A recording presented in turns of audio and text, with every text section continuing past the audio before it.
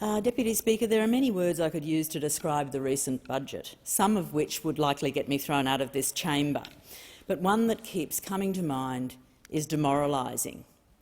After this recent election, I, like a lot of people, felt something I hadn't felt for some time. Hope about the future.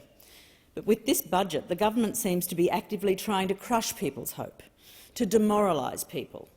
It's clear to everyone that we're headed for tough times. Inflation on essentials like we haven't seen for decades, unprecedented spikes in rent, rapid mortgage rises not seen since the 90s, energy bills set to jump 50%, fuel costs continuing to go through the roof, wages continuing to stagnate. This budget, despite being accompanied by great rhetoric, offers nothing to meaningfully address any of these issues. People will be worse off with this budget. Since the budget, my team and I have had the chance to chat to a lot of locals in Ryan. At a door knock we held in Upper Kedron last weekend, the mood was palpable.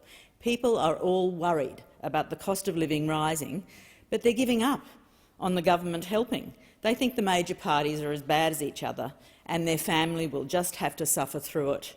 Is this the kind of society we actually want? One where people are just resigned to their fate? Well, that's what the current budget achieves. Part of what is so demoralising about this budget is that while people are getting no relief on their energy bills, Labor is going ahead with handing out over $9,000 a year in tax cuts for politicians and billionaires. While the government is pursuing a housing policy that will see the need for public housing increase, they're spending over $250 billion in tax cuts, the bulk of which will go to the wealthy. So while the government refuses to offer meaningful support for people struggling, they're going ahead with these Stage 3 tax cuts that actually turbocharge inequality and destroy our progressive tax system. I don't want to sound all doom and gloom. There are solutions, but they require a little courage, and they're far from radical or impossible. They're all policies that have been implemented overseas or even in Australia's not-too-distant past.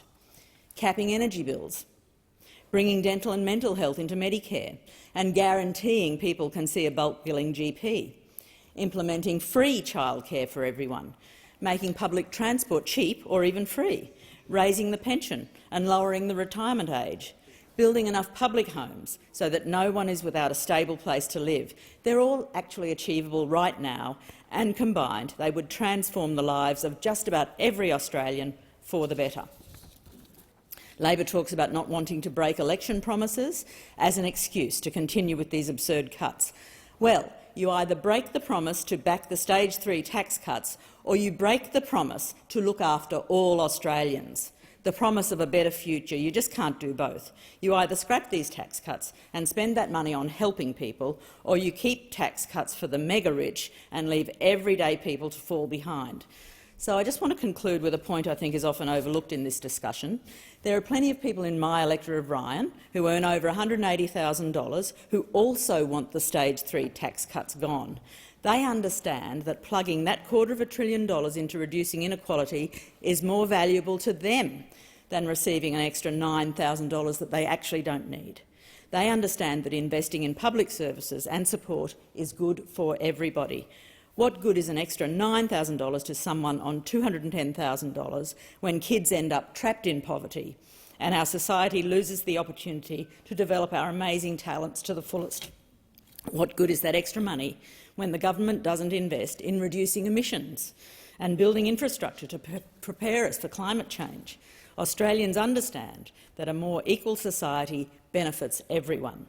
The Labor government would do well to remember that too. Thank you.